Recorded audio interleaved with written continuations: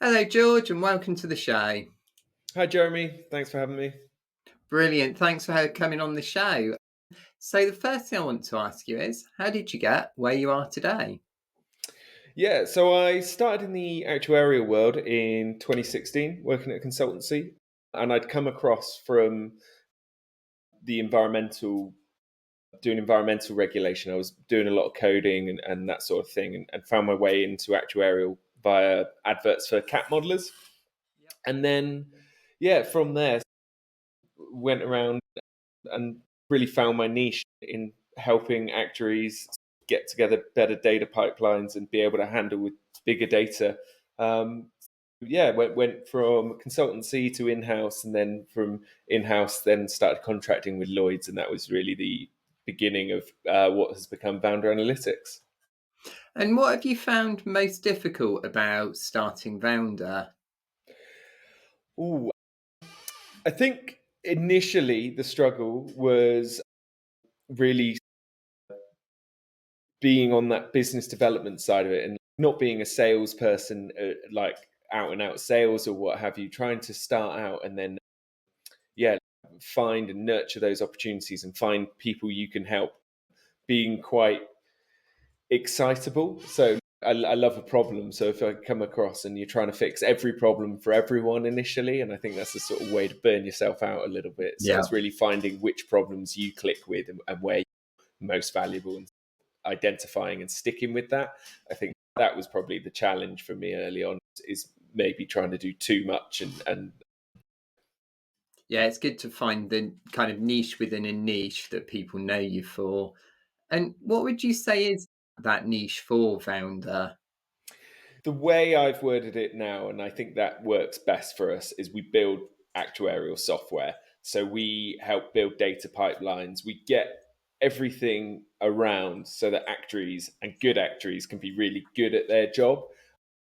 So we work a lot with messy data sets, messy spreadsheets, pricing models that have been duplicated in Excel 100 times across a business. How do we bring that together in something that's valuable within itself and that can then be developed and moved forward in a 21st century actuarial tech stack, and really taking that holistic operations actuarial systems is a word I quite like.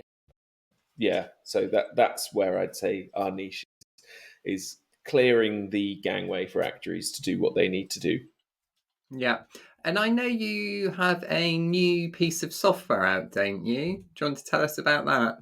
Yeah, so we've spent the last couple of years building and using a piece of software for cleaning up Bordereaux, a sort of age-old issue within the industry. Is how do you get all of these funky spreadsheets from different lines of business and with different data in it? How do you get that all consolidated quickly and in one place? We were it's called BDXView, so that's what it is and how we're taking it forward. We were working with a client who had a different tool, and it was a really great tool with lots of technical big data stuff, but they were just a really small MGA, so they didn't have a big IT team who could take this tool and sort of run with it. And we ended up looking at what they had and looking at what they needed and really not being able to find a solution in the market for them. So we built something, and then we've now released it out more widely under the moniker of BDXView. And really enjoyed getting some more MGUs and syndicates on it lately, and moving it forward. So, who's the target customer? Who's the right person to be using BDXView?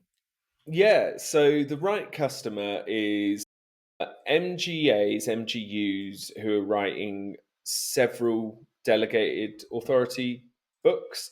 So it's where you've got two or three, and then the idea of getting another customer is giving some of the admin team like cold sweats in terms of how are we going to get all of this data to align. We've already not got three that we're struggling to keep up with. So once you start getting those volumes of different bordereau coming in that are in different formats and need to go out to different stakeholders, that's really where our system lets you save a lot of time, de-risk, and focus on what the data is saying, and then make your data-driven decisions and write a book from there. The other clients are obviously syndicates who are writing sort of 40 plus cover holders with different delegated authority business, where they've got loads of bordereau coming in, and they want to sort of get that into one shape quickly and then move on from there. Often we can then be used to plug into bigger and fancier tools down the line. And what are the biggest problems that people encounter with their bordereau that BDXView is solving? It's the inconsistencies from one client to another and one month to the next, and bringing all of that in a way where you can be confident that data and that total premium number is correct, or the total claims number is correct, and there's not duplication from having total rows in the middle of a data set that you weren't expecting, or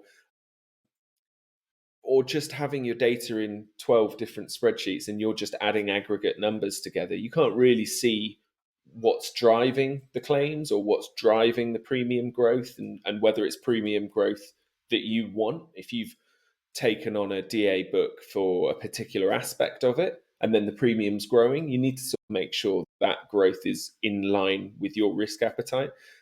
So using BDXView, you've then still got that policy by policy detail that you can then go away and your team can look at, and you can make decisions on the back of that.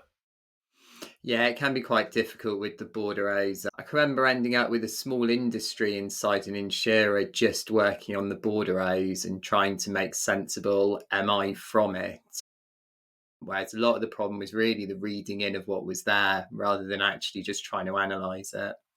Yeah, 100%. It's spending enough time focusing on getting that data in, and then you can automate outputs, or you can dive in and analyze stuff in much better detail once you're confident on those numbers. If you're not, if you get mistakes, once a board member gets that, it can undermine the whole process.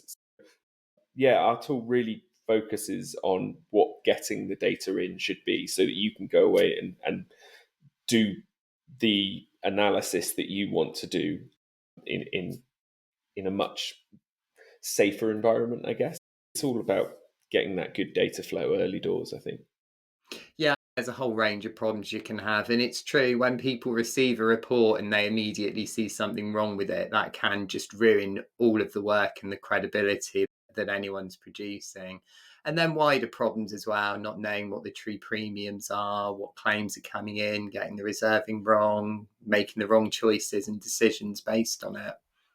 Yeah, and getting that reconciliation, at least a reconciliation between what finance are telling you and what the analytics team are telling you, even if it's not to the cent, but something that's within ballpark, because you get frustration from the whole board if they're getting two sets of completely different numbers coming from different lines of the business. So what is the true number? And Yeah. yeah, I think we go some way to trying to consolidate that issue. But yeah, it's good.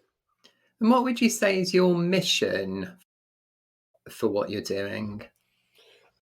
I'd say the mission is to get the whole industry onto better data technologies, getting that data flow, a more mature data flow, and making that available throughout the market, not just once you get to the upper echelons of it. So for small and medium sized agents, getting that data into good shape early on, and then that should flow upwards through the value chain and be there for everyone. I think if you can make if and if we can get that and get it at a price point that does work for everyone, I think that the payoff further down the line is, yes, exponential.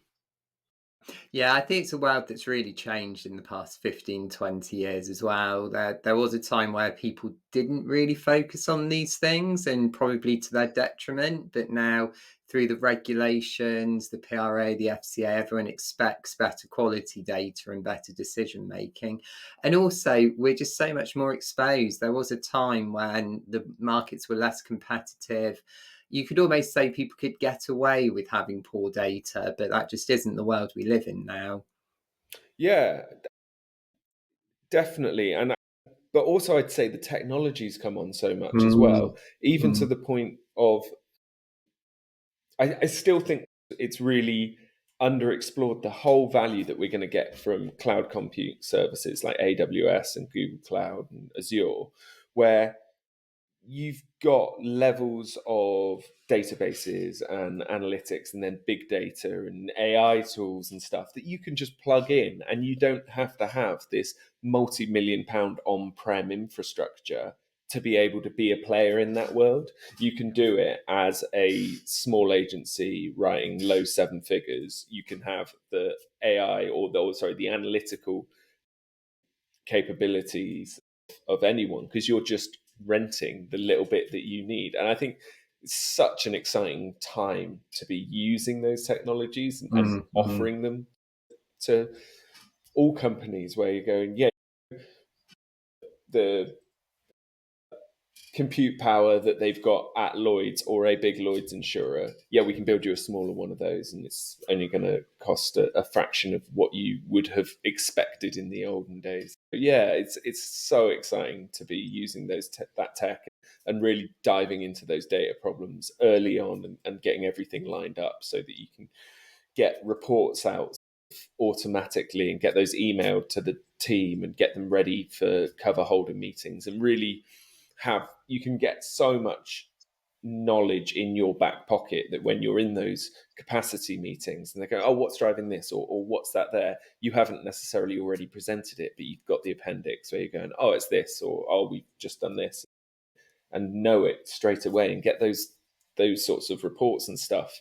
You can get them scripted so they're being generated in the background without any real manual intervention each month. And then when you are finding the interesting points, you can then jump in and deep dive into those rather than having already spent all your time and effort just getting a report together that shows you what's interesting and then not having enough time to go explore why it's interesting and make decisions early on. It's true. Analysis is a really powerful tool, and it's often, I think, in my view, a little bit forgotten about because people either don't have the data or they're more excited by the modeling side. What would you say is your vision for the future? I'd say the vision is for these tools and these analytical processes to then fuel fuel the next stage. So where you're then giving underwriters tools that they previously wouldn't have would not have had anything available to them. Yeah, so I'd say it's the next stage of tools. It's these data flows and data processes. They will fuel innovation where you can give underwriters access to numbers and tools and price drivers or value drivers that they wouldn't have previously had. So, for instance, in the capital world, it's being able to get a capital estimate for a capital heavy piece of business on the fly. How is that going to fit in with your normal or diversify or not diversify your current portfolio? So, I think cleaner we get that data flow and the quicker we get that whole system, you can then start getting those real time reports out, which is, I think, what's going to fuel better decisions, better companies in the market. Yeah, ultimately, at the end, it's about making more money, making the Mm. organizations more efficient, better decision making, faster choices. Yeah, and I think then that then flows down to the consumer as well. So the consumer benefits at the end, like after all that's said and done, is once you've got people who can find and identify the risks that fit in with their business the best, they can then get to those consumers and make sure that they're offering them the best price they can, and everyone wins. Yeah, absolutely. That's always what we're trying to do. So, George, is there anything you would like to add?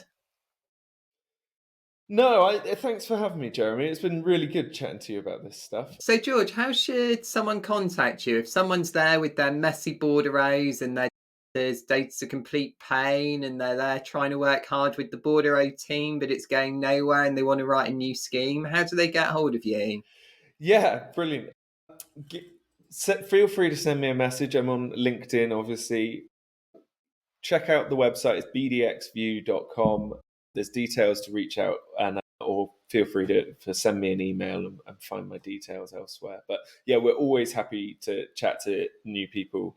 And even if we can't help you, we've definitely been through these problems, and we're happy to point you in the right direction if it's not the right tool. Brilliant. So, bdxview.com, and also you're on LinkedIn. Yes, indeed. Yeah. So yeah, George Wright. Brilliant.